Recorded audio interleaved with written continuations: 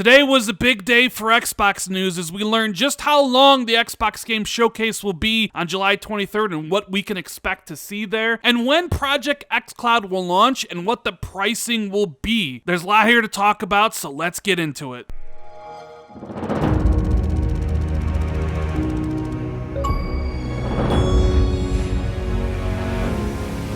What is going on, everybody? It's RandallThor19, the man with the million, back again with another video. Hope everyone's having a great day, and if you guys can do me a big favor, make sure you hit that like and subscribe button. It means a lot to me. Thank you guys so much for your support. We are exactly 1 week away from the Xbox Game Showcase coming at you live on July 23rd, and it's going to be broadcast in 1080p 60. Yes, today Microsoft put out an Xbox Wire post, both from Aaron Greenberg and Phil Spencer, going over some things in the Xbox universe, and I wanted to talk a little bit about it. We're going to start first with the Game Showcase, where Aaron Greenberg said, hey, the day you've been waiting for is nearly here. On Thursday, July 23rd at 9 a.m. Pacific time, we'll be giving you a closer look at the future of gaming with the Xbox Game Showcase, including world premieres and updated looks at some of the games we've already revealed. And yes, that includes your first ever look at campaign gameplay from Halo Infinite. Now, if you guys listened to the last video, you know that I'm extremely excited and hyped for this Xbox Game Showcase. There is no tempering any of my expectations, but let's just break down what Aaron Greenberg is saying here. We're gonna have world premieres, obviously games that have never been shown off before, things like Fable, and who knows what other games Microsoft will be showing off for the first time, but updated looks at some games that were already revealed. Sure, we know about Halo Infinite, but we've already seen Hellblade 2. We saw that cinematic trailer at the VGAs. We also saw a trailer for Everwild at XO19. I'd expect those two games to also be showcased here and potentially get a gameplay demo for both of them. But of course, that statement doesn't just apply to first party. Third party will be there too, and I would guess we would also see an updated look at Assassin's Creed Valhalla, as well as maybe Cyberpunk 2077, as those are games that Microsoft has the marketing for. But how long is the show? Will we see any information and reveal for the Xbox Lockhart, aka that elusive Xbox Series S? What about price and release date? Will Microsoft announce any acquisitions? Did they acquire Warner Brothers Games or IO Interactive? Well, Aaron Greenberg says, hold on one second here. Let me refocus everybody and get your expectations in order. He says, I know everybody is excited for the Xbox Game Showcase next Thursday. Seen some wild expectations, so if helpful, this show has one focus: games. No business, devices, or similar news, just games. A whole show about an hour long focused on games. So there you have it, straight from Aaron Greenberg. The show is about an hour long. It's focused on one single thing, which is the most important thing, and that is the games. Can't wait to see everything. There'll be no business, which you can take a couple different ways. That could mean Xbox maybe won't announce a new studio acquisition like Warner Brothers Games, which is always very unlikely, or Bungie or IO Interactive, or the Japanese studio that Phil has been wanting to acquire. Or you could read that as, hey, we're not going to give you information about release date, price, or pre-orders for Xbox Series X yet.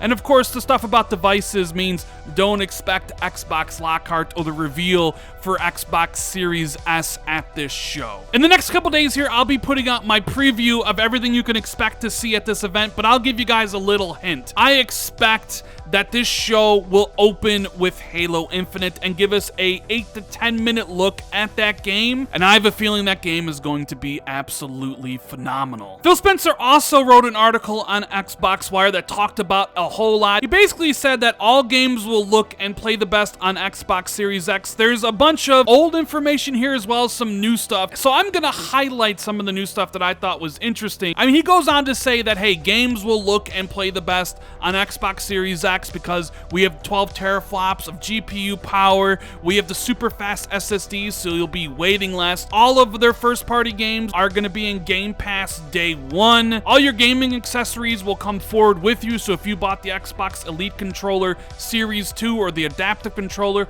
they'll work on Xbox Series X. You don't have to buy games twice because of their smart delivery technology, so games like Cyberpunk 2077, Marvel Avengers, Dirt 5, Assassin's Creed Valhalla, Gears 5, Destiny 2, All those games will just get updated with the new version for free. But there's some other interesting things here that I wanted to talk about. Now, for whatever reason, this next bit of information just drives fanboys absolutely wild. People are really upset by Phil Spencer basically saying, hey, we're not going to force you into next generation. We want every Xbox player to play all the new games from Xbox Game Studios. That's why Xbox Game Studio titles we release in the next couple of years, like Halo Infinite, will be available and play great on Xbox Series X and Xbox One. We won't force you to upgrade to Xbox Series X at launch to play Xbox exclusives. And boy, if you go on Reset Era or you're on Twitter, that statement just pisses everybody off. You will be getting more from your Xbox Game Pass Ultimate membership. Finally today, we're announcing that this September,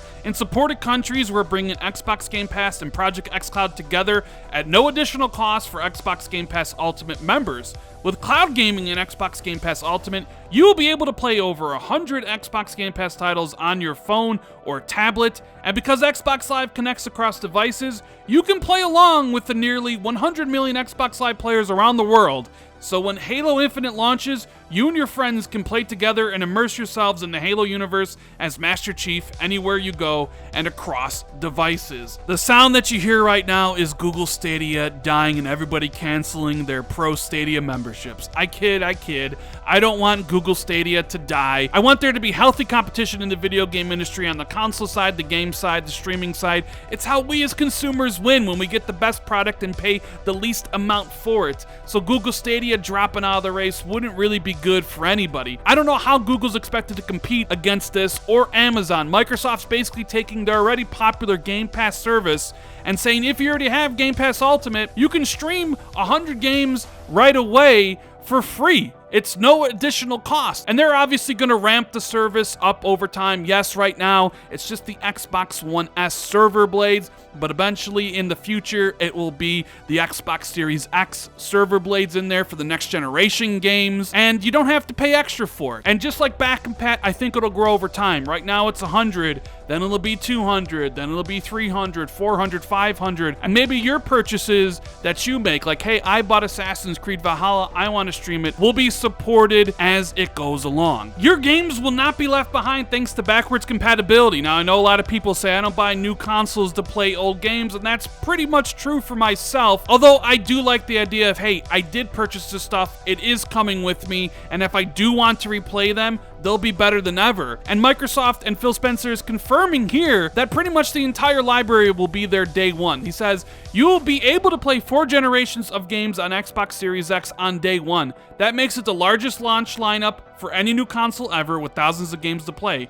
Our backwards compatibility engineers have spent years devising innovative ways for modern next-gen technology to make the games library you're building today even better at no additional cost and with no work from developers. It's our intent for all Xbox One games that do not require Connect to Play on Xbox Series X at the launch of the console. And because of the unprecedented power of the Xbox Series X, most of your favorite games will load faster and look and perform many times better on the new console. You choose how to jump into the next generation of gaming. We hear from you that you prefer choice and value. With Xbox All Access, you can get Xbox Series X and Xbox Game Pass Ultimate for a low monthly price with no upfront costs, no finance charges, and no hidden fees. You get to enjoy an instant library of over 100 high-quality games, join friends with online multiplayer, and experience new Xbox Game Studio titles the day they release, including Halo Infinite on the fastest, most powerful Xbox ever. I have this feeling that people are underestimating Xbox All Access. Sure, when it came out a couple years ago with the Xbox One X,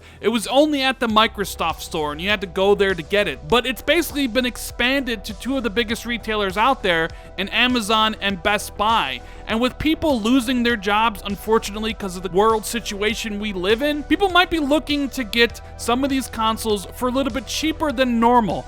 Yeah, I expect Xbox Series X to be $500, but not everybody's gonna have that money day one to be able to buy it, but they could do it like phones. Instead of paying the $500 up front, you're basically paying it like a phone plan. You give Amazon $30, $35, you pay that over 2 years every single month, you get the console as well as 2 years of Xbox Game Pass Ultimate, which comes with over 200 games that are constantly being added. And then when you factor in Xbox Lockhart, whenever they do announce that, if you put that in Xbox All Access, you can essentially get a brand new console for next generation at around $20 to $25. Xbox All Access could be huge, and that's kind of why I wanted to focus on it here. So that was just some of the big Xbox news that dropped today. I'll be covering some of the other stories tomorrow and in the future. Kind of woke up today with a really bad back. I could barely even move around. Hopefully it's just a pinched nerve or a muscle. So for those of you still wishing, I hope you have a better day than I am. And if you enjoyed the video, make sure you hit the like and subscribe button. Share this out on social media